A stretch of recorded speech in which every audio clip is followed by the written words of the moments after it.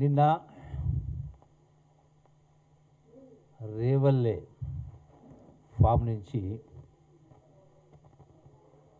కేసీఆర్ నేను బయటకు వస్తా అని 2 సంవత్సరాల తర్వాత వస్తూనే ఏమన్నాడు, తోలు తీస్తా అన్నాడు. అసలు బయటికి రావడానికి కారణం తెలుసా? గడచిన 2 సంవత్సరాల కాంగ్రెస్ ప్రభుత్వ పరిపాలనలో రేవంత్ రెడ్డి గారి ముఖ్యమంత్రి గారి నాయకత్వంలో పరిపాలనలో బీఆర్ఎస్కు సంబంధించి అంటే బీఆర్ఎస్ పార్టీ మొత్తం కండలన్నీ కరిగిపోయినాయి. బీఆర్ఎస్ పార్టీ తోలు మాత్రమే మిగిలింది. ఆ ఉన్న తోలు రక్షించుకోవడానికి తోలు తీస్తానని మాట్లాడుతున్నాడు. ఎందుకు? మొన్న జరిగినటువంటి జూబ్లీహిల్స్ ఉప ఎన్నికలో కేటీఆర్ ఏం మాట్లాడిండు? జూబ్లీహిల్స్ ఉప ఎన్నిక రెఫరెండం అన్నాడు.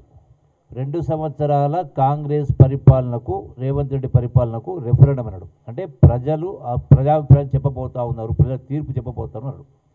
సో ప్రజలు తీర్పు చెప్పిండ్రు. అంటే స్పష్టంగా కేటీఆర్ హరీష్ రావు చేస్తున్నటువంటి తప్పుడు ఆరోపణలు చెప్పని ప్రజలు తీర్పిచ్చారు. మళ్ళీ గడిచిన 2-3 రోజుల కింద జరిగినటువంటి స్థానిక సంస్థల సంబంధించిన సర్పంచ్ ఎన్నికల్లో కూడా బీఆర్ఎస్ పార్టీ, బీజేపీ పార్టీ రెండు కలిసి పోటీ చేసినా కూడా 1/3 సీట్లు రాలే. అంటే 3/1 కూడా సీట్లు రాలే బీఆర్ఎస్ పార్టీకి. అంటే వాళ్ళ యొక్క పార్టీ ప్రతిష్ట అనేది పూర్తిగా కంప్లీట్గా బలహీనమైంది అనేది కేసీఆర్కి అర్థమై గడిచిన 2 సంవత్సరాల్లో కేటీఆర్ హరీష్ రావు కొడుకు అల్లుడు అందరూ కలిసి ఏం చేసినా పార్టీ మొత్తం దిగజారిపోతూ ఉంది. పార్టీ ప్రతి దిగజారిపోతూ ఉంది. కాపాడుకోవాలి, కనీసం కొద్దిగా ప్రతిష్ట కాపాడుకోవాలని దానిలో భాగంగానే బయటకు వచ్చింది తప్ప పాలమూరు ప్రాజెక్టు కాదు, గాడిదగుడ్డు కాదు, ఇంకోటి ఏమీ కాదు. 100% వాస్తవంగా ఆయన పాలమూరు ప్రాజెక్టు గురించి మాట్లాడుతూ ఉన్నాడు.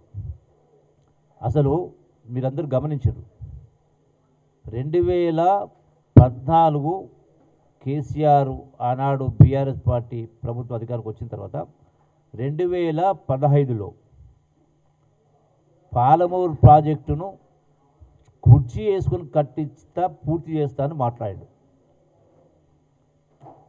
మరి 2014 నుంచి 2023 దాకా సుమారుగా 10 సంవత్సరాల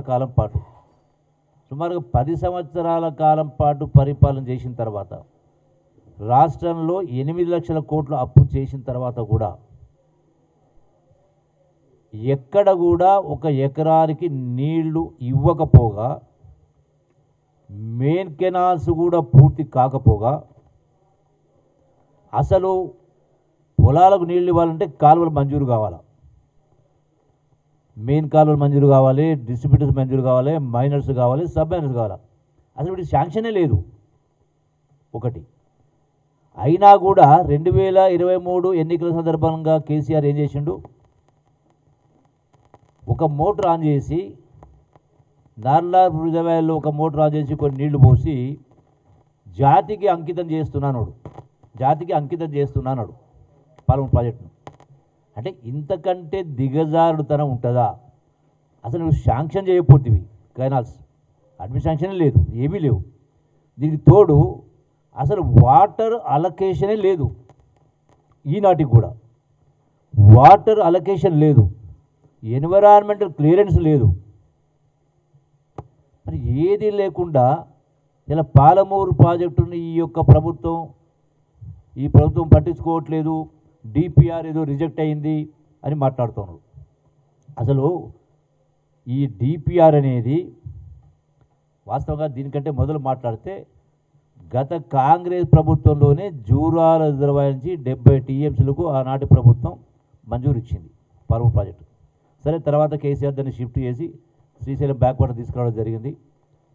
35,000 కోట్లు మంజూరు ఇస్తూ 27,000 కోట్లు ఖర్చు పెట్టి ఎక్కడ కూడా అసలు దానికి అవసరమే. అసలు ఈ పాలమూరు ప్రాజెక్టు పూర్తి కావాలంటే ఇంకో 40-50 వేల కోట్లు కావాలా, అడ్మినిస్ట్రేషన్ శాంక్షన్ ఇవ్వాలా, కెనాల్స్లో ఏమీ లేవు.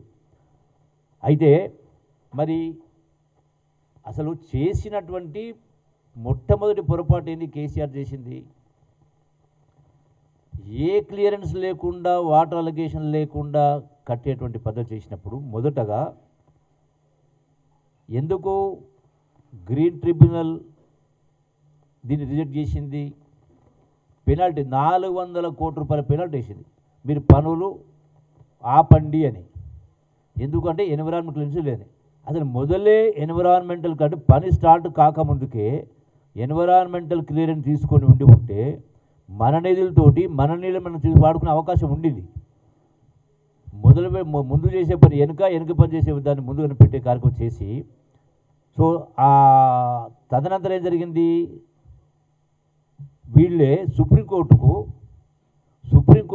కేసీఆర్ ప్రభుత్వమే, హరీష్ రావు మంత్రి ఉన్నప్పుడే, కేసీఆర్ దానికి సంబంధించి ముఖ్యమంత్రి ఉన్నప్పుడే సుప్రీంకోర్టులో మేము ఇరిగేషన్ ప్రాజెక్టు కోసం కాదు, తాగునీటి కోసమే వాడుకుంటామని చెప్పని సుప్రీంకోర్టులో పిటిషన్ ఫైల్ చేశారు.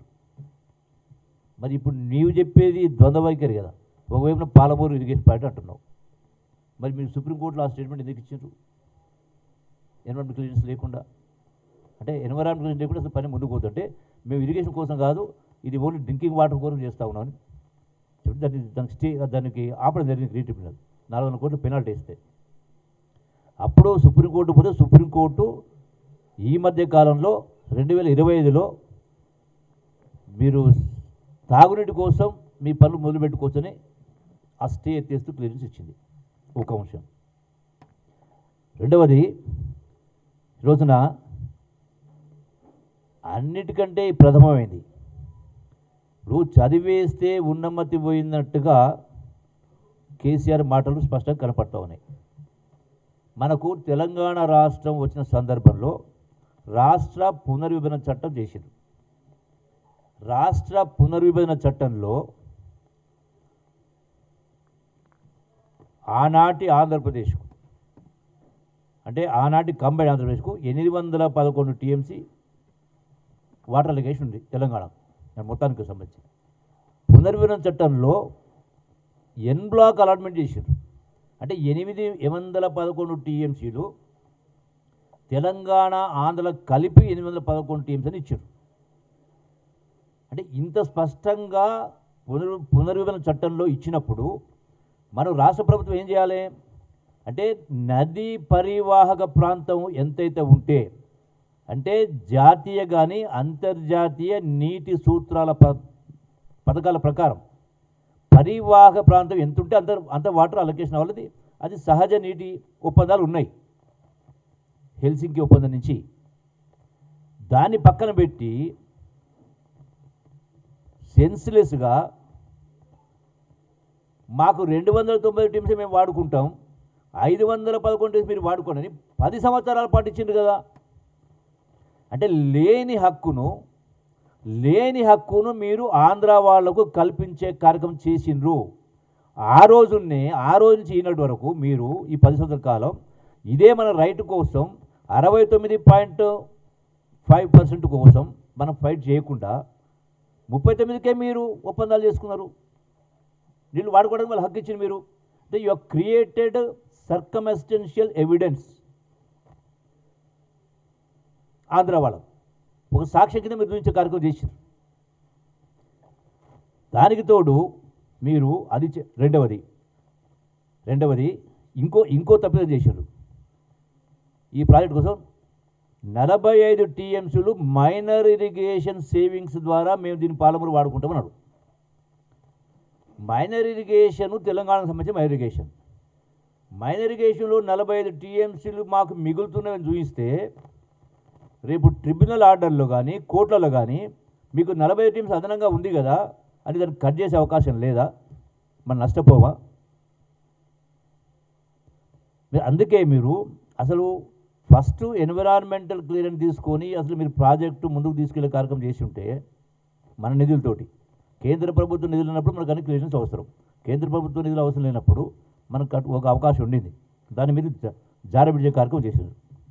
మిగతా 45 టీం మనం 90 టీమ్స్ అంటున్నామో మిగతా 45 టీమ్స్లు ఏదో గోదావరి వాటర్ను పోలవరం ద్వారా వట్టిసీమకు సంబంధించిన ఆంధ్ర రాష్ట్రం వాడుకుంటా ఉన్నప్పుడు ఆ ఏదైతే 80 టీమ్స్ మిగులుతూ ఉన్నాయో అందులో 40 టీంలు తెలంగాణ వాటానే. అంటే మైనిగేషన్ 40 టీమ్స్ సేవింగు, అట్లాగే గోదావరి అడిషనల్గా అయితే మనకు సేవింగ్ వస్తూ ఉందో వట్టిసీమ ద్వారా వస్తుంది 40. ఈ 90 టీమ్స్ ద్వారా మాకు నీళ్ళు ఇవ్వడితే ఇది ఆల్రెడీ ఇప్పటికే ట్రిబ్యునల్ ఉంది.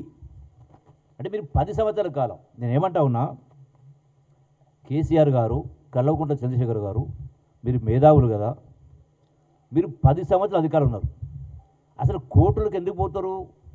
ప్రభుత్వాలు చేయనప్పుడు. ప్రభుత్వాలకు న్యాయం చేసేటువంటి బాధ్యత ఉంది, అధికారం ఉంది.